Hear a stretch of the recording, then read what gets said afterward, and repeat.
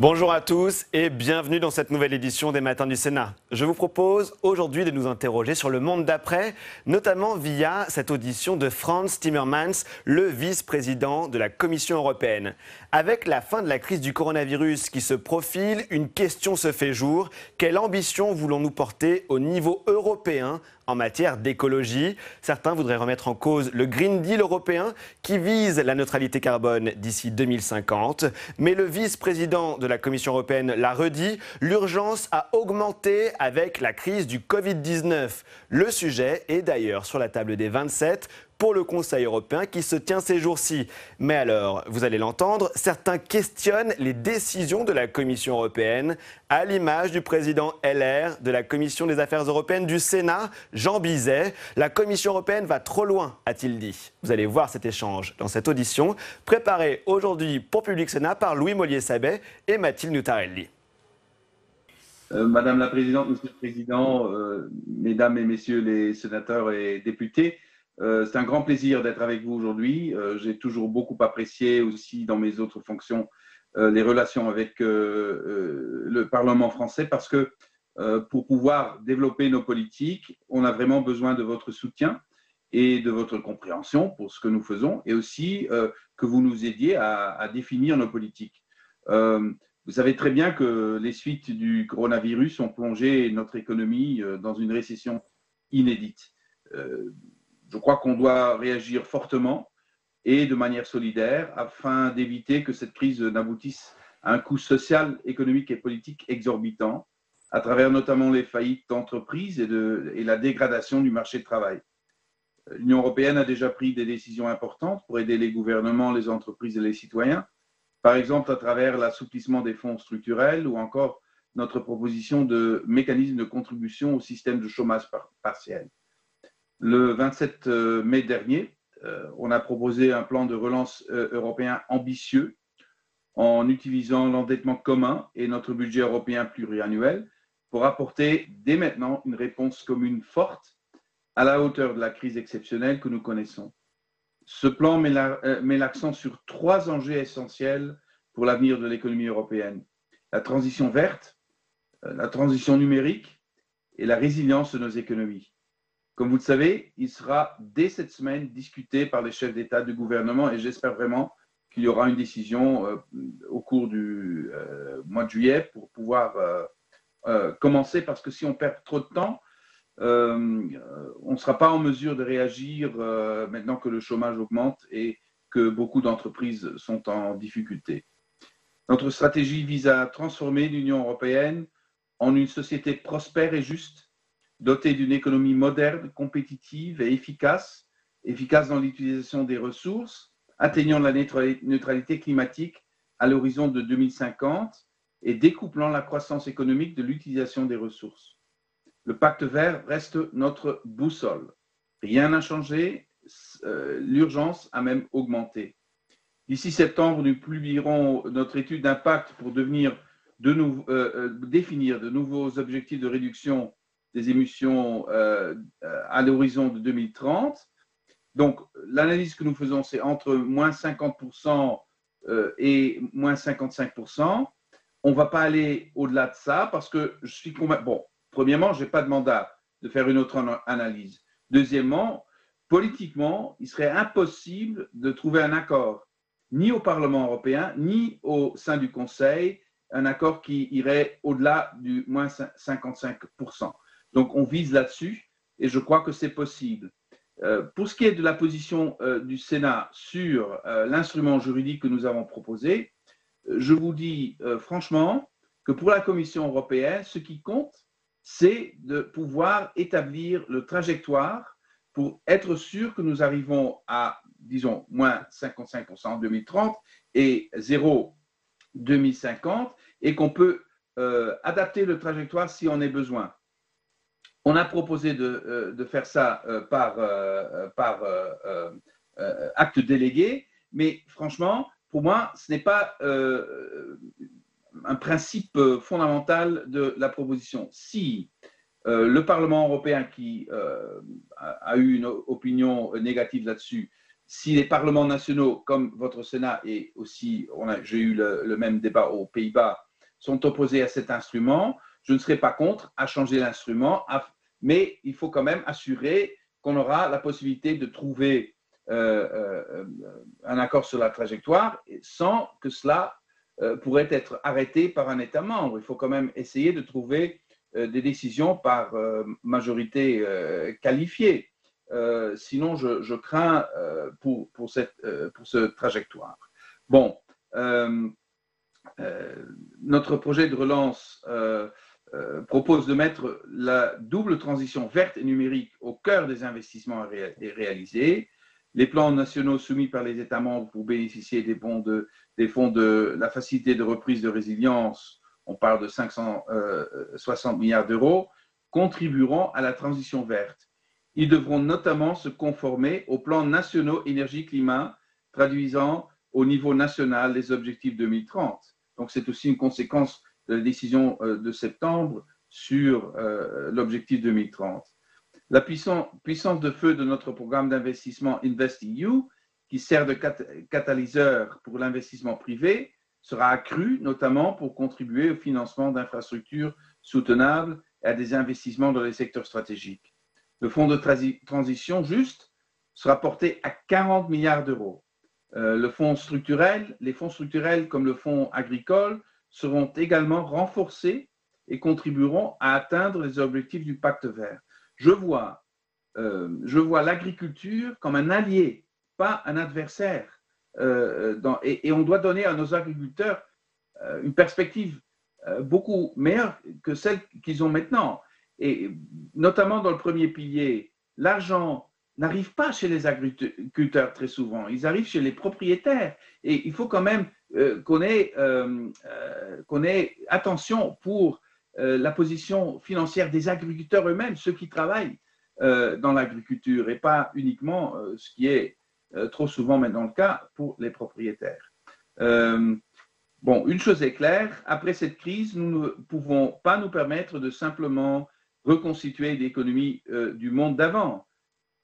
Réaliser maintenant des investissements qui deviendront des actifs échoués dans quelques années car ils ne sont pas compatibles avec notre objectif de neutralité climatique et la protection de l'environnement n'aurait pas de sens et provoquerait un gâchis considérable pour nous comme pour les générations futures. On fait des emprunts maintenant pour sortir de cette crise, mais quelle est la proposition pour nos enfants?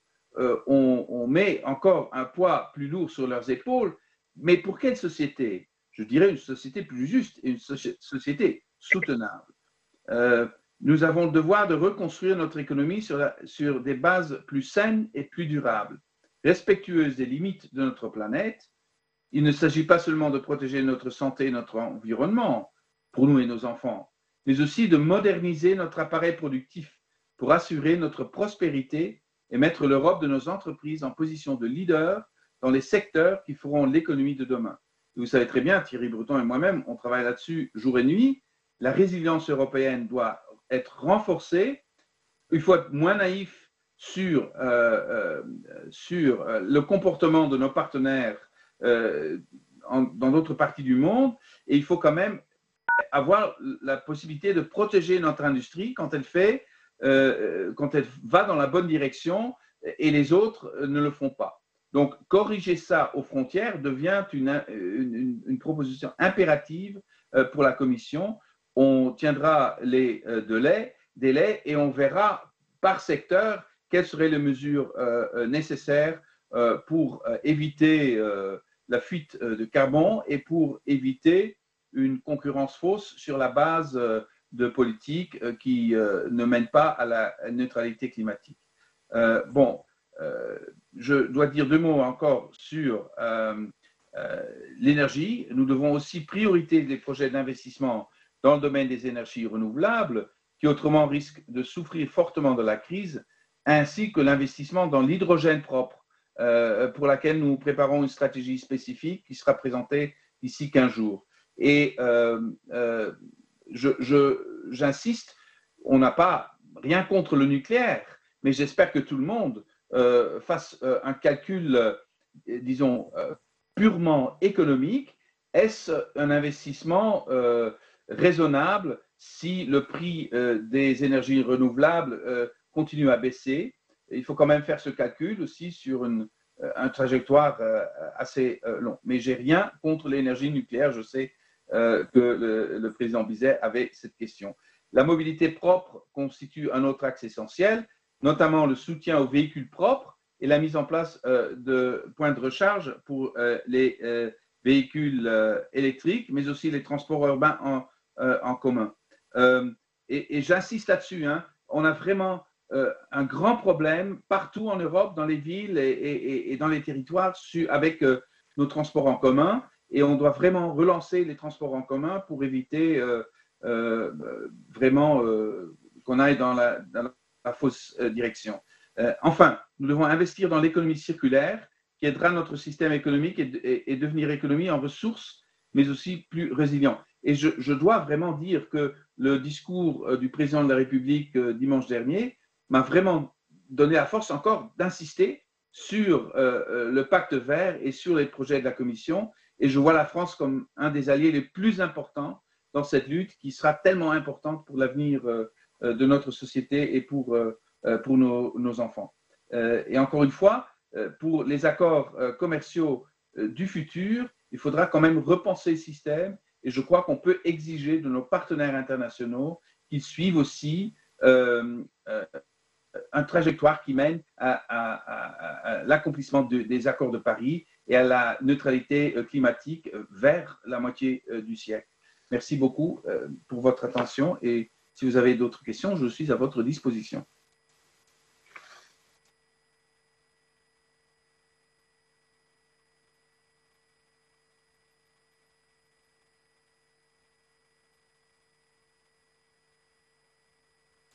Je crois que votre micro est encore coupé.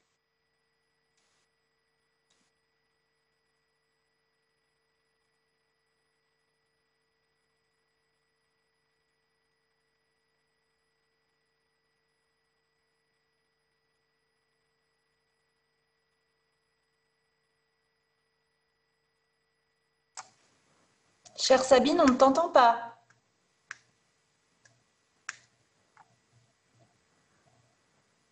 Allô, vous m'entendez? Oui, ça y est.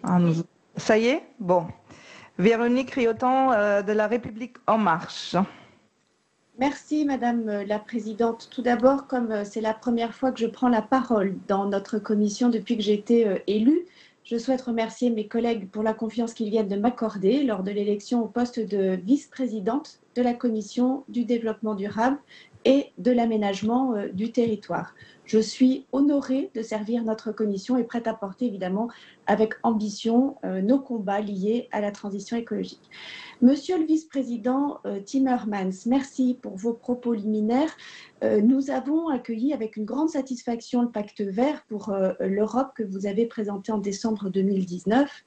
La crise sanitaire à laquelle nous venons de faire face a déstabilisé nos agendas législatifs, mais l'ambition reste la même. La relance doit être verte, vous l'avez dit, au risque de faire face dans les prochaines décennies à des bouleversements plus importants encore que ceux que nous venons de connaître.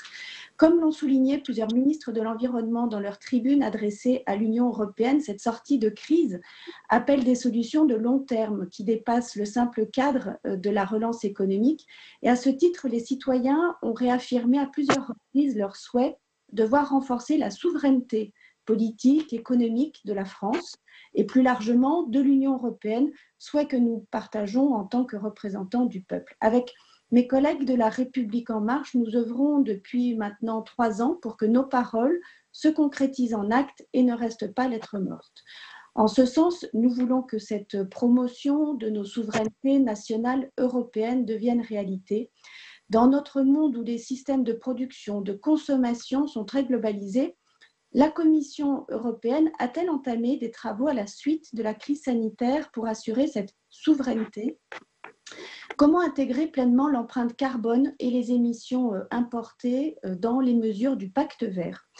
Co-rapporteur de la loi française anti-gaspillage pour une économie circulaire, la France a adopté un nombre important de mesures qui donnent une trajectoire ambitieuse en matière d'économie circulaire. Pour autant, j'ai été interpellée pendant mes travaux par le risque de distorsion au principe de libre circulation des biens face à des mesures pourtant en faveur de la transition écologique qui auraient pu nous empêcher de leur donner un caractère obligatoire. Je parle là de l'information du consommateur, compteur d'usage, le point vert, pour n'en citer que quelques-uns. Dans ce cadre-là, est-ce qu'un critère vert ambitieux, au même titre qu'il existe un critère sanitaire pour justifier le retour des barrières aux échanges de marchandises, pourrait-il être élaboré? Je vous remercie. Merci beaucoup, chers collègues. Jean-François Rapin, sénateur Les Républicains. Bien, mesdames et messieurs les présidents, monsieur le commissaire, quelques mots, merci de vos différentes présentations. J'aimerais insister sur le volet agricole du Green Deal, rappelant que le Green Deal et l'idée du Green Deal, dans sa dimension budgétaire et les premières intentions qui lui ont été portées sont arrivées avant la crise. Donc entre-temps, nous avons eu à vivre une crise sanitaire conséquente que vous connaissez tous. Donc si l'on en croit la Commission aujourd'hui, la double stratégie biodiversité et de la ferme à table, qui est adaptée bien sûr au Green Deal, représenterait un nouveau secteur agricole, pour le secteur agricole, davantage d'opportunités que de contraintes. Or, ces opportunités, dans l'état actuel des choses, à mon sens, restent à confirmer. Par contre, les contraintes, on les voit essentiellement pour nos agriculteurs, avec des efforts qui sont considérables d'ici à 2030. Avec des efforts considérables, bien sûr, dans l'évolution des techniques et des technologies, mais avec des efforts considérables aussi au travers le budget accordé à l'agriculture. Et nous avons travaillé dans les différentes commissions dans lesquelles je suis, en tout cas Commission des finances et Commission des affaires européennes, sur le cadre financier pluriannuel et sa réforme récente et une rallonge de 15 milliards d'euros sur le deuxième pilier en particulier. Ça nous laisse à penser qu'aujourd'hui, la politique agricole, plus qu'une politique économique telle qu'on la voyait, devient une politique environnementale. Dont acte, pourquoi pas, mais en tout cas, il faudra lui donner les moyens parce que cette transformation devra se faire, non pas au détriment des agriculteurs, mais à leur avantage, je l'espère. Je le disais tout à l'heure, et j'en terminerai là, les adaptations de cette politique nouvelle vont se faire dans un contexte qui est celui d'une crise sanitaire, en tout cas au sortir d'une crise sanitaire. Et donc, toutes les politiques qui étaient mises en œuvre au préalable, à mon avis, devront être revisitées pour ne pas trop fragiliser notre agriculture, en tout cas l'agriculture européenne et, s'il en est, l'agriculture nationale française. Rappelons la crise du Covid, bien sûr, avec un soutien d'emblée de l'Europe qui est quand même resté très discret. Des accords commerciaux qui ont été noués, notamment avec le Mexique, ceux du Mercosur aussi, sur lesquels on va devoir probablement revenir. Il faudra quand même quelques précisions sur la façon dont ils vont être mis en œuvre. Et rappelons-le, des marchés qui sont aujourd'hui encore défavorables dans le cadre de l'agriculture, je dirais, de proximité, avec un combat face aux industriels et aux distributeurs qui est important. Donc moi, ce que je crains, c'est que demain, on ait une agriculture et une production qui soient à deux vitesses. Une pour les riches, de très grande qualité, certes, dans les États européens, et puis une agriculture une production qui viendrait des pays tiers, qui serait une agriculture peut-être à bas coût, qui permettrait aux plus pauvres de se nourrir parce que les produits sortis et issus de cette agriculture seraient moins chers. Donc voilà, je voulais avoir des éclairages sur cette vision des choses. Monsieur le commissaire, je vous remercie.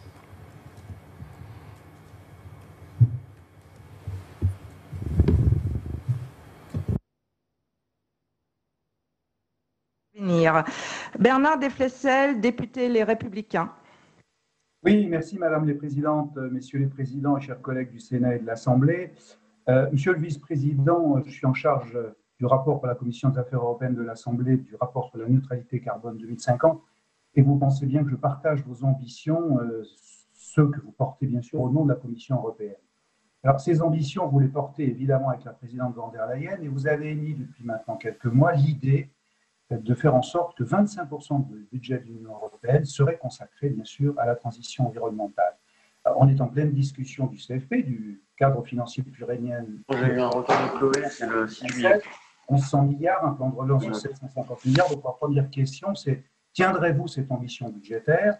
Et évidemment, après la crise du Covid, il y a des vents contraires, on le sait très bien, ils viennent plutôt de l'Est et de certains lobbies. Ma deuxième question, elle porte sur la loi climat. Vous y avez fait allusion, elle est en discussion au Parlement européen. Nous avons auditionné tout récemment Pascal Canfin, président de la Commission. Nous avons suivi avec attention le rapport de Mme Gutland. Et c'est vrai qu'il souhaite rehausser les ambitions à 60-65%. Vous dites que c'est compliqué au vu de la Commission. C'est pourtant les objectifs portés par le GIEC, avec un point de passage également en 2040 à 80 ou 85%. Donc, ces objectifs sont-ils tenables à vos yeux?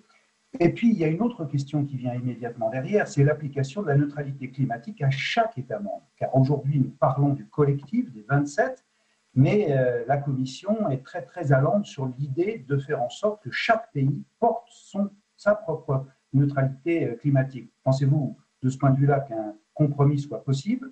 Enfin, vous proposez un mécanisme d'inclusion carbone aux frontières. Comment avancent les négociations? Et enfin, sur le fonds de transition juste, il y a eu un rehaussement très sensible de ce fonds, de 10 milliards à 40 milliards dans la dernière épure du cadre financier pluriannuel. Quelle répartition voyez-vous entre les États? Merci, Monsieur le Vice-président. Merci. Jean-Yves Lecomte, sénateur socialiste et républicain. Merci Madame la Présidente, merci Monsieur le Vice-président de la Commission. Cinq questions. La première, Monsieur le Vice-président, pensez-vous qu'avec le plan de relance et les perspectives de cadre financier pluriannuel actuel, vous avez les moyens de convaincre les pays récalcitrants à une amélioration des objectifs d'émissions des gaz à effet de serre à échéance 2030?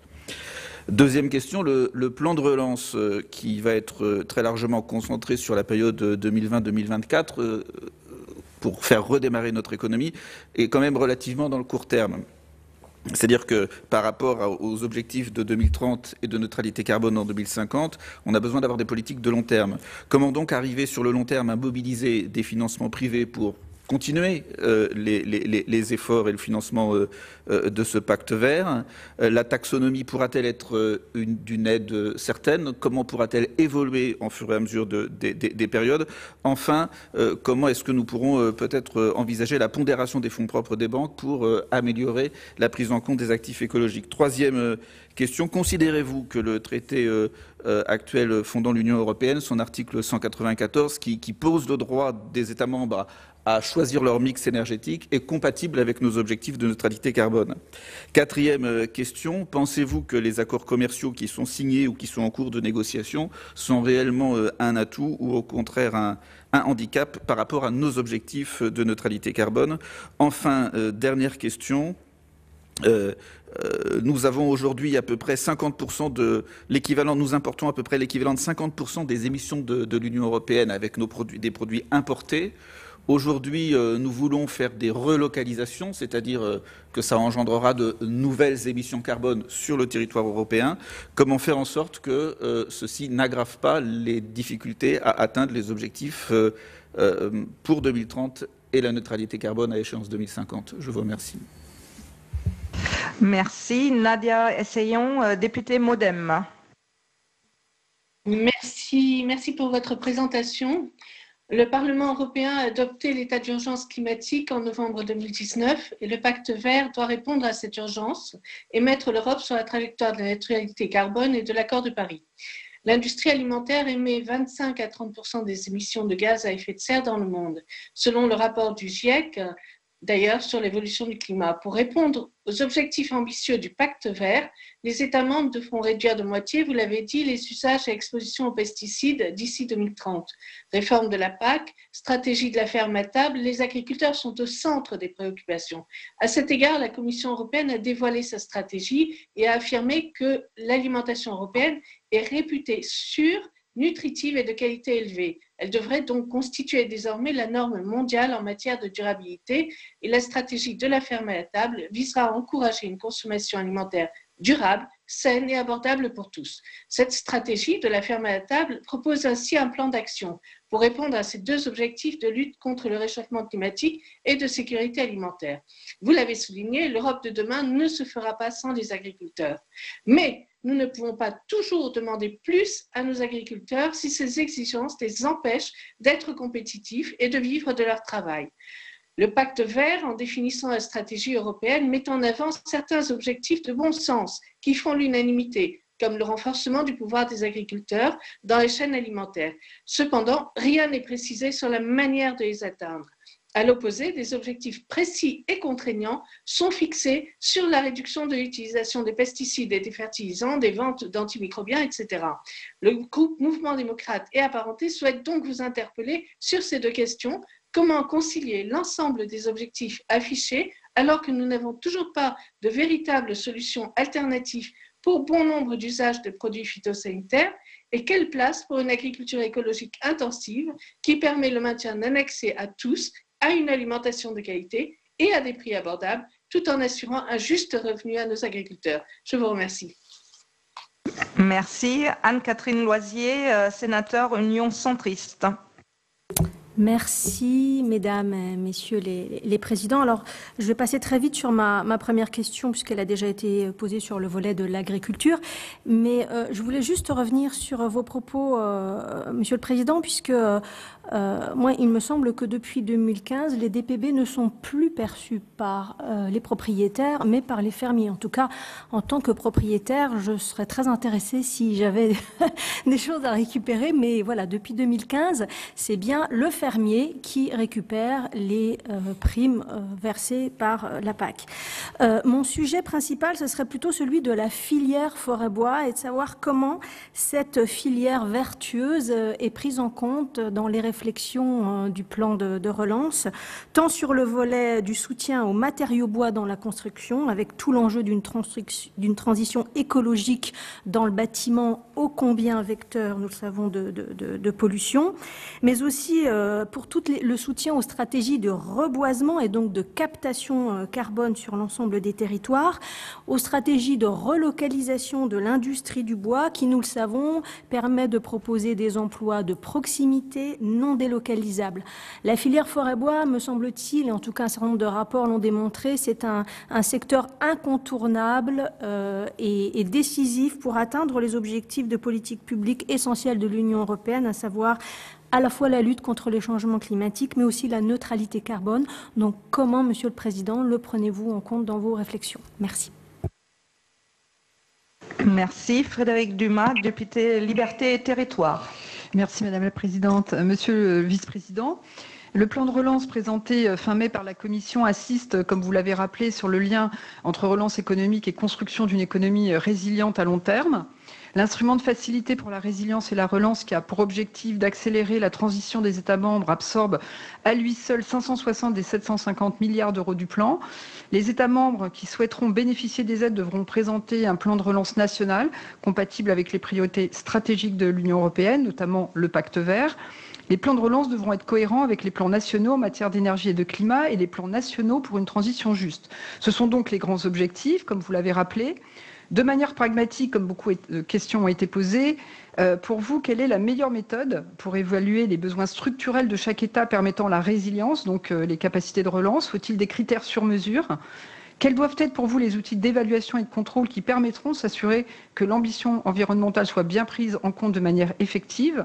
Enfin, la Commission européenne entend également faire de sa vague de rénovation énergétique un pilier de la relance post-Covid. Comment imaginez-vous que cela puisse se matérialiser? Je vous remercie. Merci, Monsieur le Vice-président Timmermans. Après cette première série de questions, vous avez la parole. C'est la première série. C'est la première série. Vous êtes très demandé. Merci beaucoup. Merci beaucoup. Quand on parle de souveraineté, ce que nous recherchons à la Commission européenne, c'est de renforcer la résilience des sociétés européennes et de nos économies.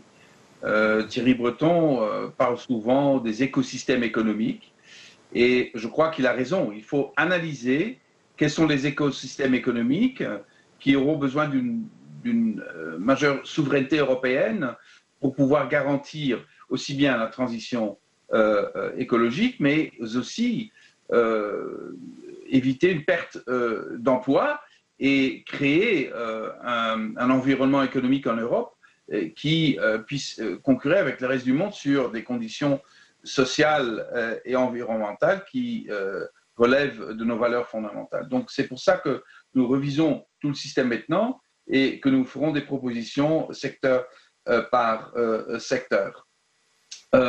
Beaucoup de questions sur la PAC, et j'aimerais quand même clarifier que la transition doit être soutenue par une PAC axée sur le pacte vert. On n'a pas le choix, on ne peut pas continuer avec la PAC comme elle est à l'heure actuelle.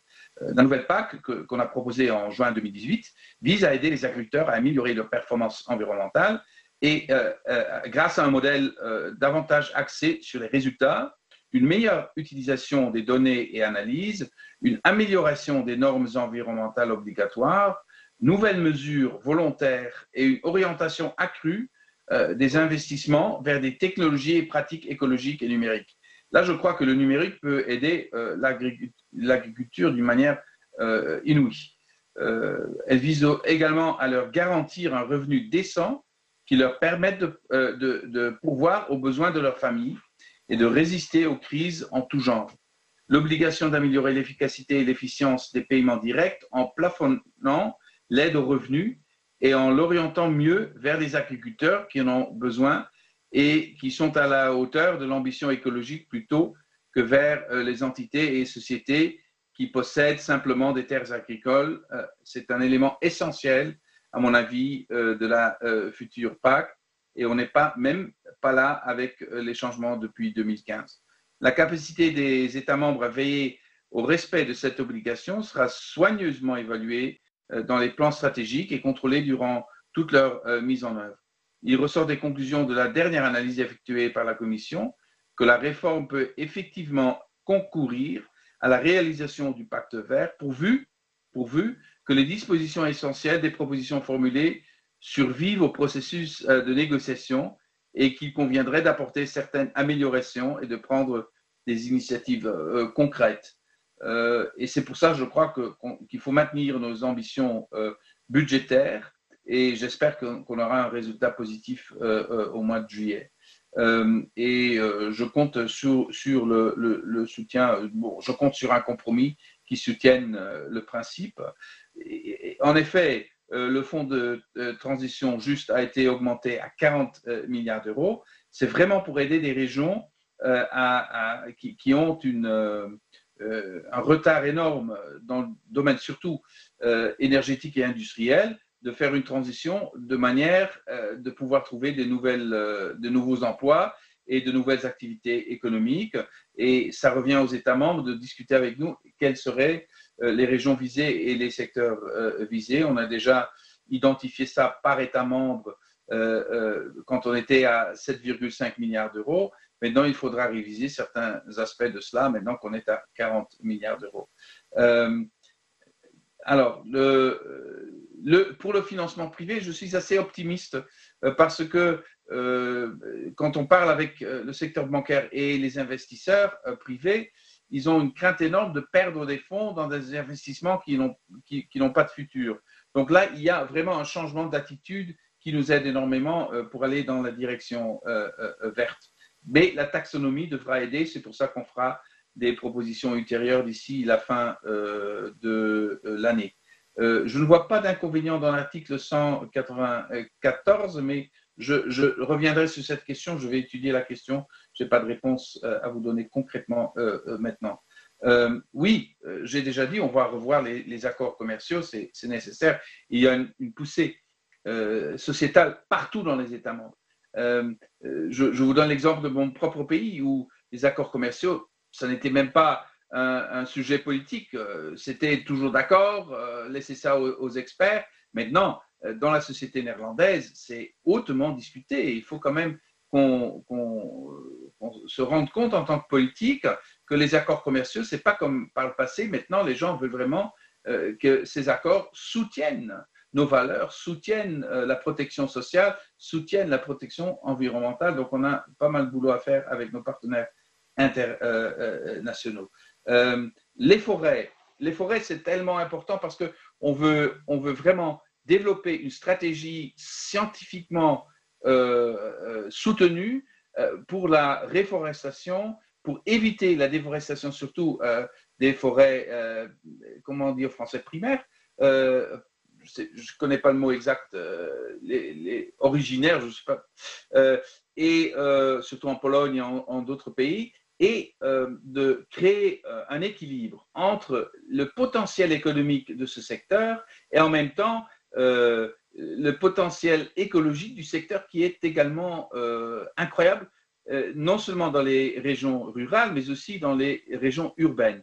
Donc là, on sortira avec une stratégie l'année prochaine et je crois que ça ira dans la direction voulue par vous.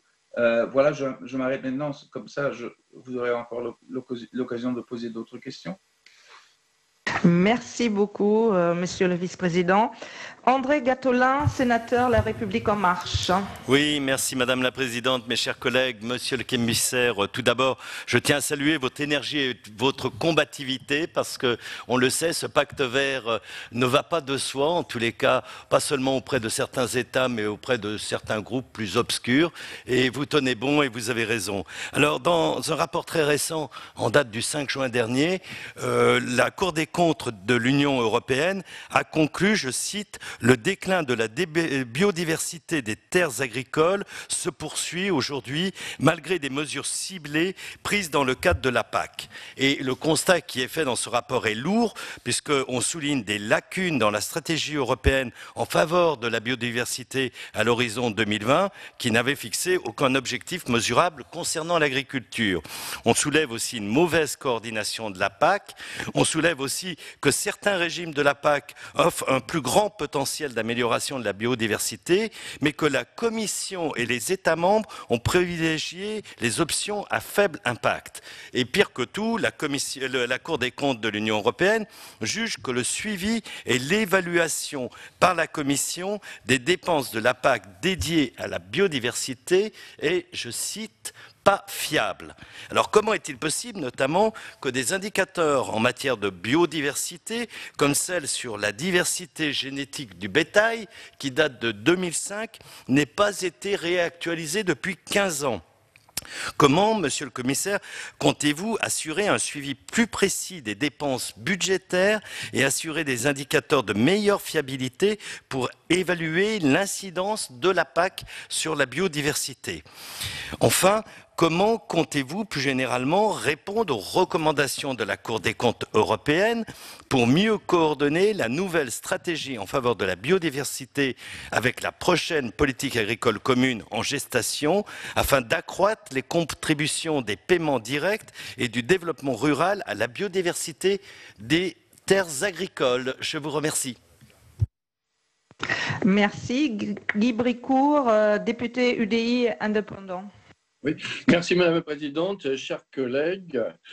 On ne peut que se féliciter que la Commission européenne tienne bon et garde le cap en la matière de relance verte, alors que nous sommes confrontés à une crise sanitaire sans précédent et que l'on a d'ores et déjà entendu des voix dissonantes appelant à oublier purement et simplement ce pacte vert. Néanmoins, bien du chemin reste encore à parcourir pour mettre tout le monde d'accord. Ainsi, alors que nous allons disposer de quelques mois supplémentaires pour préparer la COP26 repoussée en 2021, comment pensez-vous que la Commission va trouver les moyens de rallier tous les États membres, et notamment certains pays de l'Est, je pense à la Pologne et à la Hongrie, autour d'objectifs communs ? Par ailleurs, le pacte vert vise-t-il une politique industrielle équilibrée en matière de développement des énergies renouvelables ? Je l'ai dit au niveau national à plusieurs reprises, j'ai le sentiment que nous n'avons de cesse de mettre tous nos œufs dans le même panier, en focalisant par exemple beaucoup plus sur l'éolien et en délaissant peut-être par trop le développement de l'hydrogène. Quelle vision du développement des ENR défendra donc la Commission? Quid des réflexions sur le stockage de l'énergie? Autre sujet au cœur du pacte vert, la rénovation énergétique. On a de cesse de dénoncer les retards pris par la France dans ce domaine. J'ai lu que la Commission devait évaluer les stratégies nationales. Pourriez-vous nous indiquer si ces évaluations ont commencé et quelle forme elles prennent exactement? Pour conclure, j'évoquerai les transports durables qui évidemment devront prendre une part conséquente dans ce pacte. Il va nous falloir indubitablement revoir nos modes de transport, tant de voyageurs que de marchandises au lendemain de cette crise. Et il me semble que le canal Seine-Nord, pour lequel on s'est tant battu et qui est soutenu par l'Europe, s'insère parfaitement dans les objectifs du pacte vert et pourrait faire figure d'exemple. Merci.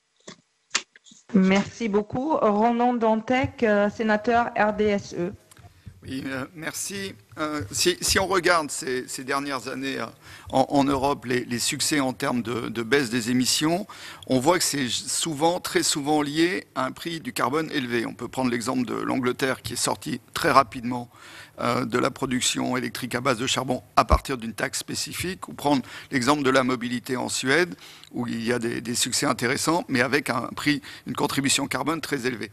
J'ai bien entendu, Monsieur le Vice-président, que vous parliez d'un nécessaire mécanisme aux frontières pour protéger l'économie européenne. Est-ce dire que vous envisagez d'ores et déjà, vous anticipez une augmentation du prix du carbone en Europe, que ce soit l'ETS, l'Emission Trade System pour les entreprises, ou les contributions carbone pour les consommations et les émissions domestiques. Ce qui pose derrière, d'ailleurs, la question de l'opportunité de recettes nouvelles pour l'Europe et les États membres, parce que là on dépense beaucoup, mais il faut aussi penser à un moment aux recettes. Derrière, vous parlez de ce mécanisme, mais est-ce que l'Europe est prête aujourd'hui au bras de fer avec la Chine sur ces sujets, puisque je vous rappelle que la dernière tentative sur notamment la taxation du transport aérien a fini par plutôt un recul de l'Europe face à la pression chinoise. Donc est-ce dire que d'après vos propos, vous êtes aujourd'hui prêt à ce bras de fer économique entre l'Europe, la Chine et probablement les États-Unis? Et deuxième question, pour rester dans cette dimension géopolitique, nous ne pourrons pas stabiliser le climat uniquement par l'effort européen. Il y a effectivement à amener, notamment par les taxes aux frontières, les autres grandes économies majeures à intégrer le prix du carbone. Et il y a la question des pays en développement, qui sont aussi les pays des stocks de carbone. Et vous avez parlé un petit peu tout à l'heure de la forêt, mais plutôt des forêts primaires européennes. Est-ce que dans votre stratégie du New Green Deal, dans la stratégie globale européenne, le soutien plus affirmé aux pays du Sud, et notamment aux pays africains, pour qu'eux aussi soient sur une trajectoire carbone compatible avec l'accord de Paris, fait partie de la stratégie, puisque finalement on parle très très peu dans cette sortie de crise du Covid des questions de développement, alors que les pays du Sud, notamment les pays africains, ont énormément souffert, autant que nous, voire plus, de la crise actuelle. Donc est-ce que vous rentrez cette dimension développement dans la stratégie européenne? Merci. Daniel Obono, député La France Insoumise. Merci, Présidente.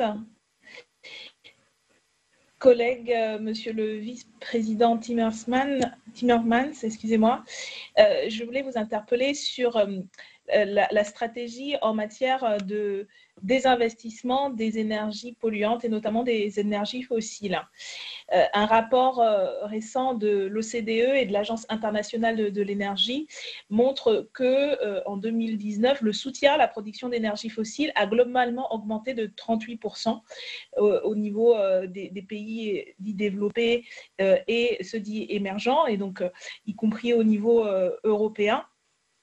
Or, ce rapport note aussi que la période actuelle devrait être en fait un moment pour changer et orienter différemment les politiques en la matière. Nous pensons que face à la crise sanitaire, économique et sociale, mais aussi face à la crise écologique, il ne s'agit pas de relancer, même en verdissant ici et là des politiques, mais de bifurquer de manière radicale pour changer de paradigme et changer le fonctionnement de l'ensemble de nos économies. Or, pour le moment, l'ensemble des décisions prises au niveau européen dans des pays, mais également au niveau de la Banque centrale européenne, ne montrent pas que la prise de conscience s'est faite. J'en veux pour preuve le choix fait après le 4 juin, après le Conseil des gouverneurs de la Banque centrale européenne, de continuer à financer les énergies fossiles. 600 milliards d'euros de rachat d'actifs supplémentaires qui pourraient apporter jusqu'à 90 milliards aux entreprises les plus polluantes, comme le craignent les organisations non gouvernementales Reclaim Finance, Some of Us et 350.org. Et malgré les appels de ces nombreuses associations et de plusieurs élus à prendre en compte la question du climat et l'enjeu climatique dans la décision de rachat d'actifs, les gouverneurs n'ont pas fait évoluer la politique de la banque. Selon Greenpeace, les achats de la BCE auraient déjà apporté 7,6 milliards d'euros aux fossiles depuis le début de l'épidémie. Alors ma question est comment est-ce que dans le cadre du plan et de la stratégie dite de relance verte, qui nous semble insuffisante, mais nous pensons qu'on peut au moins essayer, on va voir ce que ça peut donner. Comment est-ce que vous comptez faire changer et intervenir pour le désinvestissement nécessaire dans ces énergies fossiles et de manière générale dans les secteurs les plus polluants? Merci. Pierre Laurent, sénateur CRCE. Oui, bonjour Monsieur le Vice-président. Ma question porte sur la place du ferroviaire dans le pacte vert. Les politiques de la Commission européenne ces dernières années, toutes ces dernières décennies, s'est surtout préoccupé de déréglementer le secteur du ferroviaire avec des effets climatiques et environnementaux particulièrement délétères.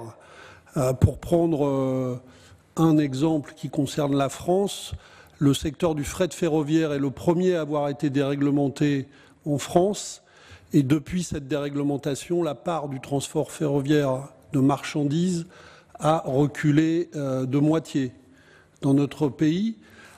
Et à l'échelle européenne, nous avons assisté à une explosion du transport routier de marchandises, à l'inverse de l'objectif de décarbonation qui est maintenant affiché comme un objectif majeur de l'Union européenne. J'ajoute que ces politiques de déréglementation systématique, ajoutées aux politiques de concurrence telles qu'elles étaient conçues jusque-là, ont conduit à entraver la construction de coopération industrielle européenne dans le domaine du ferroviaire pour assurer notre souveraineté en la matière.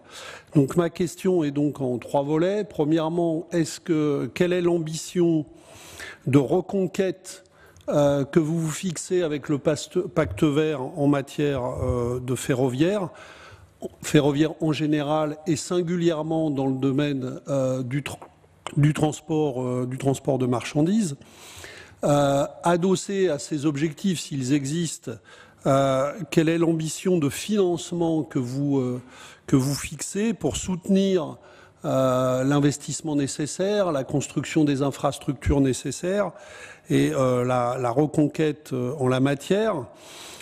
Si par exemple en France, puisque le PDG de la SNCF, le nouveau PDG de la SNCF, on a parlé à l'issue de la crise du Covid, un plan massif d'investissement dans le fret ferroviaire était décidé, est-ce que le pacte vert pourrait accompagner financièrement cet effort d'investissement? Et enfin, dernier volet de ma question, est-ce que vous êtes favorable à une révision des critères de la politique de concurrence mise en œuvre toutes ces dernières années pour favoriser au contraire des politiques de construction, de coopération industrielle assurant notre souveraineté dans ce secteur décisif pour lutter contre la pollution? Merci. Merci. Yolande de Courson, députée Écologie, Démocratie, Solidarité. Merci Madame la Présidente. Monsieur le Vice-président, dans un rapport publié le 5 juin dernier, la Cour des comptes européenne a jugé inefficace l'impact de la PAC en matière de préservation de la biodiversité sur les territoires agricoles, sur les terres agricoles. Ce résultat décevant est le fait d'exigences de verdissement trop faibles et du manque de suivi des dépenses destinées à cette mission. Je pense que vous serez d'accord avec moi pour dire que le temps est venu d'allier agriculture, alimentation, environnement et santé globale. Pour cela, nous devons être plus ambitieux et réformer en profondeur les dispositifs existants. C'est justement une des priorités du groupe Écologie, Démocratie, Solidarité, soutenir la transition agroécologique en accompagnant la sortie des pesticides et en garantissant la préservation de la biodiversité des ressources et des sols. En février dernier, la Commission européenne a donné son feu vert au régime d'aide proposé par la France pour le paiement des services environnementaux. Concrètement, ces PSE permettent de rémunérer les agriculteurs qui mettent en œuvre des pratiques vertueuses au sein de leur exploitation. Les expérimentations ont été menées notamment dans le Finistère. Est-ce que vous pensez qu'un tel dispositif pourrait être mis en place au niveau européen ? Et l'outil national qui se rapproche le plus de ces paiements dans la PAC actuelle sont les mesures agro-environnementales et climatiques. Mais ces aides octroyées sont liées à une obligation de moyens et pas de résultats. Ça empêche d'en mesurer l'impact et de les rendre réellement efficaces, comme le souligne d'ailleurs le rapport de la Cour des comptes européenne. Une obligation de résultat, ça signifie une prise de risque plus élevée. Si la rémunération de cette prise de risque n'est pas incitative, alors très peu d'agriculteurs contracteront des MAEC. Pour que ces dispositifs soient attractifs, nous devons intégrer une prime de risque, mais surtout lever les contraintes qui sont de trois ordres. Financières, car le financement est pensé comme la couverture d'un manque à gagner et non d'une rémunération d'un service rendu. Administratif, puisque cela est trop souvent perçu par les agriculteurs comme des contraintes supplémentaires, et de la durée limitée dans le temps, puisqu'il s'agit de contrats de 2 à 3 ans sans pérennité certaine. Alors, je le disais, le temps est venu de réconcilier agriculture, environnement et santé globale aussi pour avoir des outils à la hauteur de nos ambitions.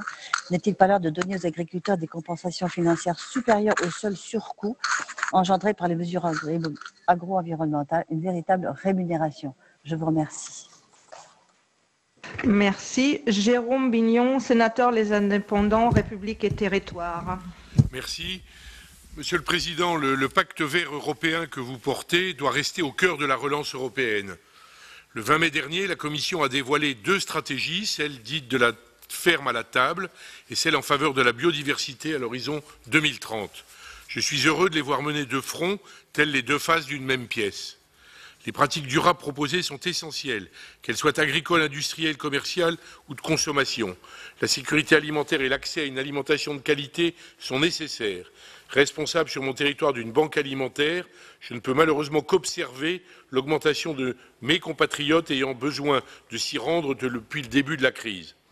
Monsieur le Président, pouvez-vous nous expliquer comment la stratégie globale que vous proposez pourra permettre aux Européens, notamment les plus fragiles, d'avoir accès à une alimentation de qualité?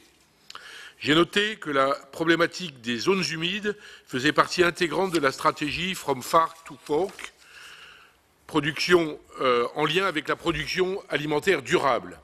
Pouvez-vous nous préciser quelles sont les étapes et les discussions déjà entamées au sujet du plan d'action pour la gestion intégrée des nutriments, ainsi que son articulation avec la réforme de la PAC? Il est important, en plus d'assurer une alimentation durable, de pouvoir proposer aussi des alternatives à nos agriculteurs et de leur assurer un niveau de vie décent. Enfin, Monsieur le Président, le pacte vert sera financé par le budget européen auquel sera arrimé le plan de relance dont la négociation est en cours. L'Europe traversait déjà des moments de tension avant la pandémie, en lien avec le Brexit ou à cause des négociations relatives au cadre financier pluriannuel. Le sommet qui se profile s'avère une nouvelle fois crucial. Quel est l'impact de la crise sur la mise en place du pacte vert et de son financement? Comment sont appréhendées les idées de taxes sur les plastiques ou encore de mécanismes d'ajustement carbone aux frontières de l'UE afin d'aider au financement de la relance verte en Europe? Je vous remercie. Merci. André Chassaigne, député gauche démocrate et républicain.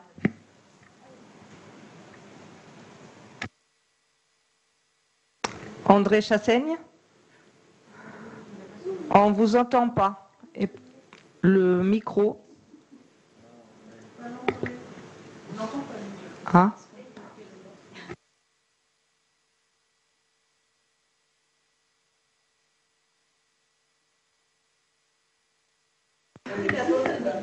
André Chassaigne?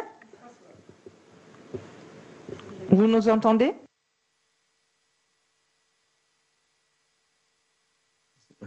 Voilà, ça, vous m'entendez? C'est bon?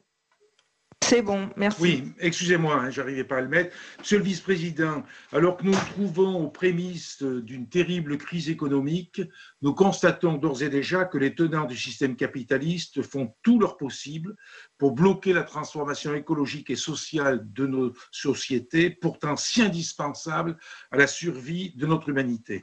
En France, cette résistance est incarnée par le MEDEF, syndicat du patronat, interlocuteur privilégié du gouvernement. Dans un document daté du 3 avril, son président a ainsi demandé à notre ministre de la Transition écologique de suspendre l'application de nouvelles mesures environnementales impactant les entreprises. Il exige de revenir sur les maigres avancées écologiques obtenues dans la loi sur l'économie circulaire, en particulier sur la création de nouvelles filières pollueurs-payeurs qui imposent aux professionnels de contribuer financièrement à la gestion et au recyclage des déchets via leurs produits. Cet exemple nous semble emblématique du combat que le néolibéralisme s'apprête à livrer dans ce monde post-Covid-19. À ce titre, le pacte vert devra faire face à cette résistance productiviste tout en affrontant des secteurs d'activité dont l'avenir est conditionné à l'échec de la mise en œuvre de transition écologique. Je pense ici au secteur bancaire. Le sujet est rarement évoqué dans le débat public, à l'exception entre autres de Gaël Giraud, dont les travaux sur ce point font l'unanimité. Il rappelle que les banques européennes ont partie liée avec la transition écologique. Beaucoup d'entre elles ont en effet dans leur bilan énormément d'actifs liés aux hydrocarbures fossiles. Si nous décidions demain de faire du charbon et du pétrole des actifs échoués, c'est-à-dire de les interdire dans le commerce, ces banques sont parfaitement conscientes du risque qu'elles encourent avec la mise en œuvre de la transition écologique. Dès lors, dans ce contexte, le greenwashing sert à faire croire que les banques sont mises au vert, alors qu'en réalité, elles n'ont aucune intention de financer, selon moi, pour de bon et à un niveau suffisant, un changement de société qui signifierait la fin de leur modèle d'affaires actuel. Or, nous savons que le pacte vert se repose beaucoup sur l'initiative privée, vous l'avez dit. Dans ce cadre, comment agir avec un concours timide des banques et sans mobiliser suffisamment les prêts permis par le pacte vert? Comment réussir cette transformation écologique avec des banques qui pourraient jouer le jeu du chantage à la faillite? L'enjeu est de taille, puisque pour la seule période 2019-2023, les montants nécessaires à l'atteinte des objectifs énergétiques et climatiques français dans le secteur du bâtiment, des transports, de la production d'énergie sont estimés entre 55 et 85 milliards d'euros par an, soit 2,5 à 4% du PIB. Merci, chers collègues. Monsieur le vice-président, vous avez la parole et j'aimerais savoir de combien de temps vous disposez encore, puisque nous avons encore 9 demandes de parole. Bon, je vais rester, mais on m'avait dit que c'était jusqu'à 6 heures. Mais bon, je reste pour répondre à toutes les questions. C'est très aimable, merci.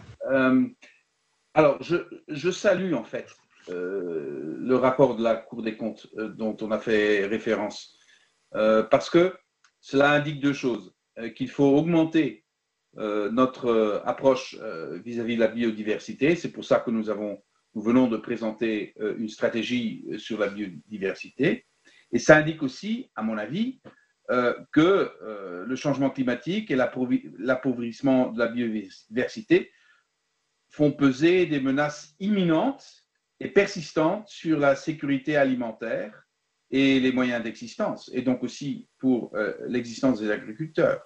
Les plantes, les animaux, y compris les pollinisateurs et les organismes du sol, ils jouent un rôle essentiel dans notre système alimentaire, et la biodiversité est également la base de régimes alimentaires sains et nutritifs et améliore les moyens de subsistance dans les zones rurales, et ainsi aussi la production agricole. Et je crois qu'il faut créer, à travers notre stratégie sur la biodiversité, une alliance entre l'agriculture et la nature, une alliance qui est trop absente maintenant.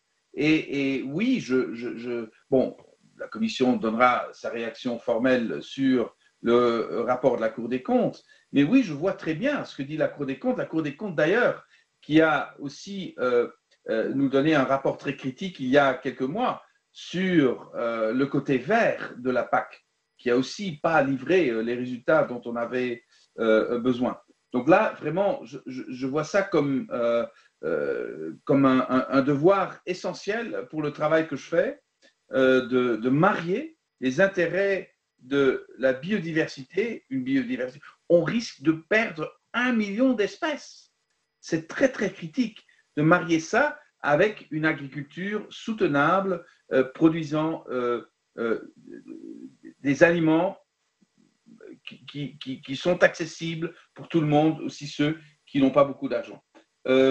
Et donc, deuxièmement, sur l'hydrogène, la Commission est très pragmatique en ce qui concerne les sources d'énergie renouvelables, mais on voit des opportunités énormes à l'échelle européenne et même mondiale dans le domaine de l'hydrogène. C'est pour stocker de l'énergie renouvelable, c'est pour utiliser comme source d'énergie directement, et ça donne une opportunité, par exemple, pour le Maghreb et l'Afrique du Nord, à travers l'énergie solaire, de produire un hydrogène qui pourrait être très utile à l'économie européenne du futur. Et l'infrastructure qu'on a déjà pour le gaz naturel pourrait être adaptée relativement facilement pour aussi fournir l'hydrogène, transporter l'hydrogène. En plus, je crois qu'on a le devoir de maintenir une industrie de l'acier en Europe. L'acier pour l'Europe, pour l'industrie européenne, je crois que c'est un secteur essentiel. Mais l'acier ne pourra pas survivre s'il ne devient pas vert. Et le moyen pour faire ça, c'est d'utiliser l'hydrogène. Et c'est possible, on aura besoin de quelques années pour développer ça pour le marché, mais c'est une technologie possible, c'est un futur possible, et je crois, une fois qu'on a un acier vert en Europe, on aura un avantage concurrentiel vis-à-vis du reste du monde énorme. Donc je crois vraiment qu'il faut viser là-dessus. Le système ETS, il s'est prouvé, même dans cette crise avec toute la baisse du prix du carbone, etc., l'ETS a survécu. Premièrement, il y a eu une petite chute du prix, mais le prix est à nouveau à peu près à 20 € tonne. Donc, je crois que ce système, si on l'élabore, si on réduit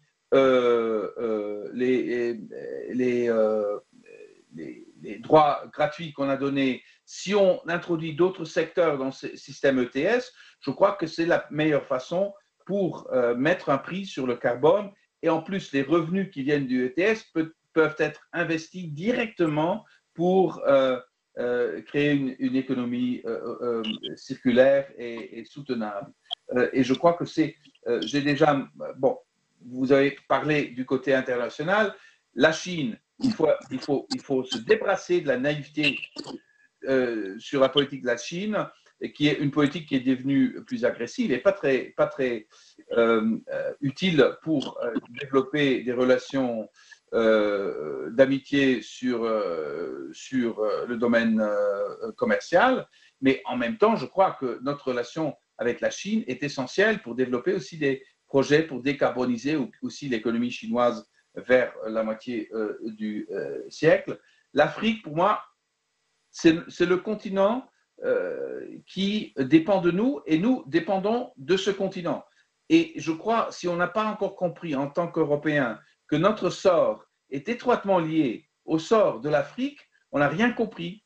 Donc je crois que pour cette Commission européenne, donner priorité aux relations profondes avec l'Afrique aussi dans le domaine du monde soutenable, dans le domaine du climat, dans le domaine de l'énergie, c'est essentiel. Et je crois que les dirigeants africains ont bien compris qu'on est sérieux, qu'on veut vraiment établir une relation entre égaux, entre pays qui ont le même but et qui peut-être sont dans un autre état, une autre étape de développement, qui en fin de compte doivent décarboniser les uns comme les autres, et il vaut mieux faire ça ensemble. Et j'ai donné l'exemple déjà de l'hydrogène. Je crois que le désinvestissement dans l'énergie fossile, ça va très vite maintenant. Ça va très vite. Oui, il faudra des décisions par la Banque centrale européenne, une décision qui a déjà été prise par la BEI et autres investisseurs, mais je crois que c'est déjà un processus qui est en cours parce qu'ils voient qu'ils vont perdre ces effectifs s'ils investissent dans l'énergie du passé. Figurez-vous, l'énergie renouvelable est bon marché et coûte moins cher aujourd'hui que l'énergie traditionnelle. Nous aurons l'année des chemins de fer l'année prochaine. C'est très important pour la Commission européenne d'avoir une stratégie performante sur les chemins de fer. Aussi, dans le monde des transports, il faut créer des systèmes modulaires de transport des marchandises. Il y a des exemples en Europe où ça marche assez bien, une échelle modeste, mais ça fonctionne très très bien en Suisse, en Autriche, et il faut quand même qu'on fasse ça à l'échelle européenne. Je ne crois pas que la diminution de frais en France doit nécessairement être liée à la libéralisation, parce que dans la même période, le fret en Allemagne a augmenté et c'est quand même un marché déjà libéralisé. Donc je ne crois pas qu'il y ait un tel lien, mais en même temps, je vois la nécessité urgente d'investir dans notre système de chemin de fer et de créer un système de transport modulaire, et ça débloque le transport routier, ça mène à une diminution très très considérable des émissions. Voilà, j'attends vos prochaines questions. Merci beaucoup, Monsieur le Vice-président. Donc, la 13e vague de questions. Guillaume Chevrollier, sénateur Les Républicains. Monsieur le vice-président de la Commission européenne, la crise sanitaire a rappelé la place essentielle du secteur numérique qui a permis de maintenir la continuité d'un grand nombre d'activités économiques. Si nous savons que le numérique permet d'éviter des émissions de gaz à effet de serre, il semble plus que jamais nécessaire de se pencher sur son empreinte environnementale et ses externalités négatives, consommation d'énergie, émissions de carbone. Le Green Deal prévoit-il des mesures et des investissements dans une transition numérique s'inscrivant pleinement dans le cadre de la transition écologique? Et alors que la fabrication et le transport des terminaux constituent une part majeure de l'empreinte carbone du numérique, un mécanisme de barrière écologique sur les importations serait efficace. Quelle action de la Commission sur le sujet, et aussi quelle action de la Commission sur la question de la souveraineté technologique dans le domaine du numérique, notamment s'agissant de la 5G. Deuxième question, la pandémie... Excusez-moi, Monsieur Chevrollier, on ne vous entendait pas. Est-ce que vous voulez bien reposer votre question? Depuis le début? Je recommence. Depuis le début. Très bien. Malheureusement. Très bien. Monsieur le vice-président de la Commission européenne, la crise sanitaire a rappelé la place essentielle du secteur du numérique qui a permis de maintenir la continuité d'un grand nombre d'activités économiques. Et si nous savons que le numérique permet d'éviter des émissions de gaz à effet de serre, il semble plus que jamais nécessaire de se pencher sur son empreinte environnementale et ses externalités négatives, que ce soit en termes de consommation d'énergie ou d'émissions de carbone. Le Green Deal prévoit-il des mesures et des investissements pour une transition numérique s'inscrivant pleinement dans le cadre de la transition écologique? Et alors que la fabrication et le transport des terminaux qui constituent une part majeure de l'empreinte carbone du numérique, un mécanisme de barrière écologique sur ces importations serait efficace. Quelle est l'action de la Commission européenne sur cette question? Et quelle est l'action aussi de la Commission sur des questions autour de la souveraineté technologique dans le secteur du numérique? Deuxième question. La pandémie de la Covid-19 a mis en lumière des liens croissants entre l'émergence de maladies zoonotiques et la destruction de nos écosystèmes. La Commission de l'aménagement et du développement durable du Sénat a publié des recommandations, parmi lesquelles figure un renforcement de la lutte contre le trafic d'espèces protégées et également une sensibilisation sur la question de la déforestation importée. Comment la stratégie biodiversité du Green Deal intègre-t-elle ces deux points? Et enfin, Monsieur le Commissaire, je voudrais rapidement relayer l'incompréhension des agriculteurs suite aux annonces de la Commission sur le pacte vert. Les orientations annoncées semblent se faire sans étude d'impact et surtout sans concertation avec les agriculteurs qui, vous l'avez dit, sont des acteurs essentiels de la biodiversité. Il convient vraiment de les associer, de les soutenir et qu'il y ait des moyens financiers, notamment qu'il y ait plus d'efficacité sur les prestations services environnementaux pour les haies, la gestion de l'eau par exemple, parce que l'agriculture est un secteur essentiel pour permettre la construction de la société prospère et juste que vous souhaitez. Et vous l'avez dit, mais il faut le faire, cette alliance nécessaire de l'agriculture et de la nature. Je vous remercie. Merci. Liliana Tanguy, députée de La République En Marche. Merci Madame la Présidente, Monsieur le Vice-président. J'avais une question concernant la biodiversité et notamment la protection de la biodiversité marine. La Commission européenne souhaite porter cette biodiversité marine de 11 à 30%. Et sachant que cette biodiversité ne peut se faire sans le soutien des pays limitrophes, dont certains ne s'érigent pas en modèle, je pense notamment au Royaume-Uni, qui sont classés au second rang des États européens qui pratiquent le plus la surpêche. Contre l'avis des scientifiques, je voulais savoir ce que prévoyait l'Union européenne pour inclure Londres dans la protection de la biodiversité marine européenne et quelle était la stratégie anticipée en l'absence d'un accord d'ici la fin de la période de transition. Et j'avais également une seconde question concernant les partenariats commerciaux. Il me semble qu'il y a peut-être une contradiction des actions de la Commission avec les objectifs environnementaux qu'elle présente. On souhaite limiter les conséquences environnementales de l'activité économique européenne et les risques stratégiques et sanitaires. Mais d'un autre côté, l'Union européenne, elle multiplie aussi ses partenariats commerciaux. Je pense notamment au Mexique, à l'Australie, à Nouvelle-Zélande et au Mercosur. Et ce, sans introduire de clauses environnementales. Et donc, je voulais savoir quelles clauses environnementales contraignantes qui présentent des engagements, on va dire, forts et inédits, l'Union européenne prévoit-elle d'intégrer dans ces accords afin de maintenir une certaine cohérence? Je vous remercie. Merci. Claude Berry-Débat, sénateur socialiste et républicain. Merci Madame la Présidente. Monsieur le Vice-président, je souhaite vous interroger sur la politique des transports. Alors ma première question porte sur les ambitions qui sont portées par le Pacte vert européen et le plan de relance européen en matière de décarbonation des transports terrestres et plus particulièrement s'agissant du montant des investissements qui pourraient être consacrés au développement des véhicules électriques et à hydrogène, tels que le soutien à des projets RD, à la reconversion des chaînes de production ou au déploiement des infrastructures de recharge et surtout au développement du réseau des transports collectifs.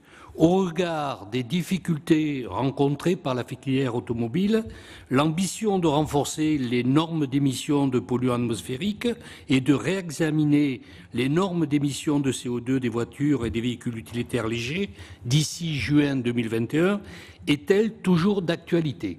Deuxième point, les appels à un plan de relance du secteur du fret ferroviaire se multiplient en France comme en Europe et je viens avec 10 collègues socialistes de la Commission de développement durable de signer une tribune sur ce plan intitulée « Le ferroviaire, le grand absent du plan de relance ». Je voudrais savoir si des mesures de soutien au transport ferroviaire de marchandises sont prévues dans le cadre du Green Deal et du plan de relance. Quels pourraient être les contours en matière d'infrastructures ou d'aide notamment, et plus globalement, quelles sont les pistes envisagées pour accompagner la décarbonation du secteur du transport de marchandises et de voyageurs. Et enfin, dernier point, le programme Corsia prévoit à l'échelle mondiale la compensation des émissions du secteur aérien supérieures au niveau enregistré en 2019 et en 2020. La Commission européenne a pourtant proposé que seul 2019 soit retenu comme année de référence pour le calcul des compensations, pour tenir compte de la chute du trafic en 2020. Cela ne reviendrait-il pas à vider le programme de ce contenu, étant donné que le trafic pourrait mettre des années à revenir à son niveau de 2019? La crise sanitaire n'était-elle pas, au contraire, l'occasion de donner à Corsia une véritable ambition? Merci de vos réponses.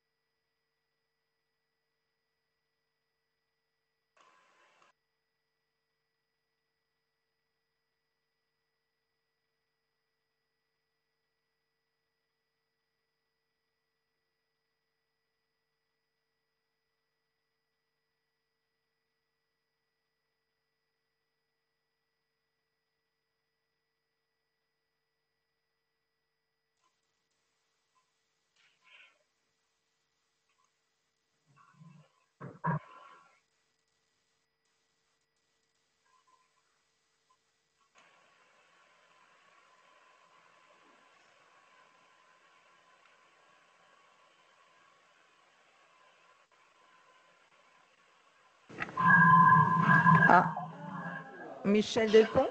Oui, je suis là. Ah, bon. J'entendais pas, il n'y avait pas de son. Bon, on vous entend alors. C'est à votre tour. D'accord. Merci beaucoup, Monsieur le Vice-président. Effectivement, je voulais intervenir en tant que président du groupe d'études sur l'hydrogène à l'Assemblée nationale. Donc, nous avons réussi à créer ce groupe d'études l'année dernière. Nous avons 70 députés transpartisans qui en font partie. Et donc, je voulais insister sur ce dossier de l'hydrogène. Effectivement, je considère qu'en France, on a des start-up et une recherche et développement en pointe, mais nous avons toujours le problème du lien avec l'industrie et la mise en application en termes de massification. Donc, je compte sur l'Europe pour nous aider justement à aller dans ce sens. Parce que pour l'hydrogène, c'est un problème de coût encore, mais c'est véritablement l'avenir, c'est vraiment une technologie de rupture pour demain, pour le futur, et c'est encore plus mis en exergue avec la crise sanitaire que nous venons de vivre en termes de relocalisation, d'autonomie énergétique de la France et de l'Europe. Donc c'est ce sujet que je voudrais souligner, et en même temps savoir si vous pourriez nous recevoir en tant que groupe d'études à Bruxelles dans les prochains mois. Merci. Merci. Daniel Grémillet, sénateur Les Républicains.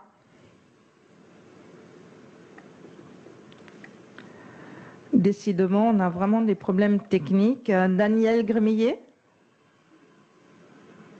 vous nous entendez? Vous m'entendez?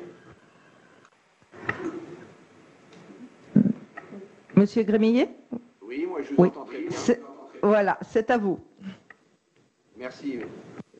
Monsieur le Vice-président, dans le cadre des travaux que je conduis au sein de la Commission des affaires économiques du Sénat, nous avons publié une série de préconisations pour relancer notre économie en accélérant sa décarbonation.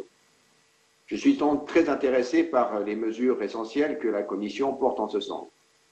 Pour ce qui concerne le mécanisme d'ajustement carbone aux frontières de l'Union européenne, qui est primordial pour permettre à nos industriels de maintenir des standards environnementaux élevés tout en les protégeant du dumping. Quels en sont à ce stade les contours et le calendrier? À quelles conditions ce mécanisme peut-il être compatible avec les règles découlant de l'Organisation mondiale du commerce? S'agissant des investissements publics devant être soutenus dans le cadre du pacte vert, la Commission a prévu qu'ils respectent un serment vert et de ne pas nuire.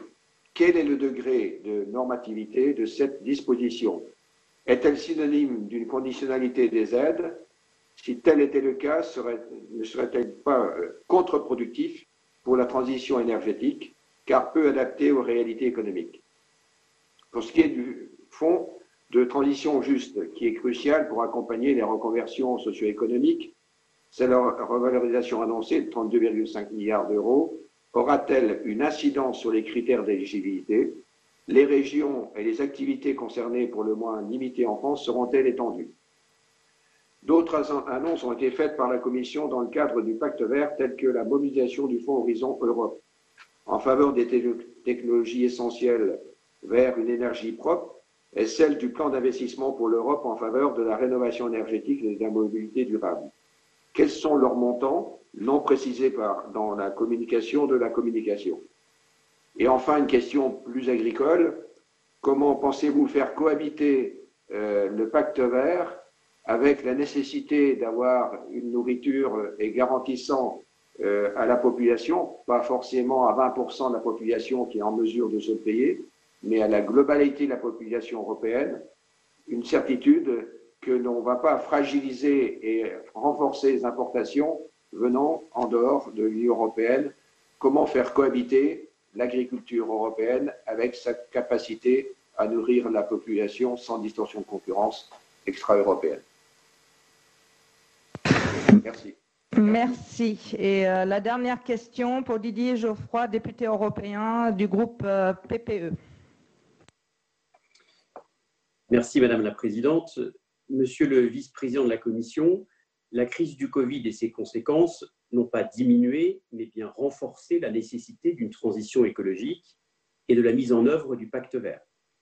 La reconstruction et la relance doivent être assurément écologiques, tout comme elles doivent être numériques. Pour que cela soit concrètement possible, le 27 mai dernier, nous le savons, la présidente de la Commission européenne, Ursula von der Leyen, a présenté un plan de relance particulièrement audacieux de 750 milliards d'euros. Pour la première fois, c'est la Commission qui va emprunter en son nom propre et non plus les États membres. Qui dit emprunt, dit remboursement. Et la question des modalités de remboursement est essentielle à mes yeux, car sans financement, pas d'action et donc pas de relance. Pour pouvoir rembourser les montants empruntés, la Commission a indiqué qu'en plus des États membres, une partie devrait s'effectuer par des ressources propres nouvellement constituées. Parmi elles figurent des mécanismes de compensation qui seront payés par les entreprises non européennes. Je pense par exemple à la taxe carbone sur les frontières que j'appelle évidemment de mes vœux. J'ai en revanche une interrogation sur une autre ressource propre possible, évoquée dans les documents de la Commission et qui semble cette fois concerner les entreprises européennes. La communication de la Commission du 27 mai évoque en effet, je cite, une nouvelle ressource fondée sur les activités des grandes entreprises qui tirent des bénéfices considérables du marché unique. Alors, monsieur le commissaire, et au fond ma question s'adresse surtout à vous en tant que premier vice-président de la Commission, est-ce à dire que parmi les ressources propres envisagées et qui permettront notamment cette relance verte, se dessine la perspective d'un impôt sur les sociétés européennes en plus de ceux déjà existants au niveau national. Et au fond, si demain les personnes morales européennes se voyaient ponctionnées fiscalement par la Commission, qu'est-ce qui nous garantit que ce ne seront pas demain les citoyens européens eux-mêmes, les personnes physiques, qui se verront imposer un impôt européen? Je vous remercie. Monsieur le vice-président, merci de répondre à toutes ces questions. Bon, je ferai de mon mieux, mais je vous dis déjà, certaines questions sont très en détail. Mes collègues, mes collaborateurs ont bien noté toutes les questions. vous aurez des réponses par écrit, parce que je ne suis pas en mesure de répondre en détail sur toutes les questions. J'espère que vous pourriez accepter une réponse par écrit. Alors, bon, je insiste. Attendez, maintenant j'ai perdu mon papier. Ah voilà, la transition numérique fait partie intégrante du Green Deal. Déjà, la transition numérique fait aussi objet on n'en a même pas parlé, mais on est en pleine révolution industrielle. Et le numérique fait partie de ça. La crise climatique et Covid viennent ensemble avec cet autre enjeu pour une Europe qui, dans le monde, devient plus petite. Hein. Nous ne serions que 4% de la population mondiale. Donc, l'enjeu pour nos sociétés européennes, pour les valeurs que représente pour nous l'Europe, est énorme. Et on a besoin d'un développement numérique pour pouvoir créer des emplois nouveaux, pour pouvoir créer une concurrence sur la base de nos valeurs, sur la base de notre volonté de protéger la société civile, de protéger aussi un système social qui est voulu par la grande majorité des citoyens européens. Et pour ça, la transition numérique est aussi importante que la transition vers va de pair avec une transition vers une société soutenable. Et c'est pour ça que les investissements que nous envisageons dans ce domaine sont très, très considérables. Je crois aussi que la pandémie a démontré une fois pour toutes que notre relation avec le monde, avec notre environnement, ne fonctionne plus. Je répète, cette pandémie est la conséquence parce qu'on n'est plus en équilibre avec la nature. Et c'est pour ça que je crois qu'il faut insister avec force sur la lutte contre le trafic des espèces rares. Il faut introduire ça dans nos accords commerciaux. Il faut introduire l'interdiction d'importation à certains moments de produits qui ont été créés par déforestation. Il faut commencer par indiquer sur les étiquettes quand un produit a été créé par déforestation. Il faut convaincre nos partenaires commerciaux, Mercosur et autres, qu'une économie basée sur déforestation n'aura pas de futur et c'est un danger pour tout le monde. Ce sont des biens publics mondiaux dont on parle ici. Donc là, je crois que c'est important d'insister aussi dans nos relations avec nos partenaires en dehors de l'Europe. Voilà pour cette audition que vous avez pu suivre sur notre antenne. N'hésitez pas à consulter notre site internet pour lire tous les articles de la rédaction. www.publicsénat.fr. Vous pourrez lire l'article de François Vignal qui revient sur cette audition avec ce titre « Le pacte vert reste notre boussole, rien n'a changé », assure Frans Timmermans. C'est la fin de cette émission. Merci à vous de l'avoir suivi. Très bonne suite des programmes sur les chaînes parlementaires.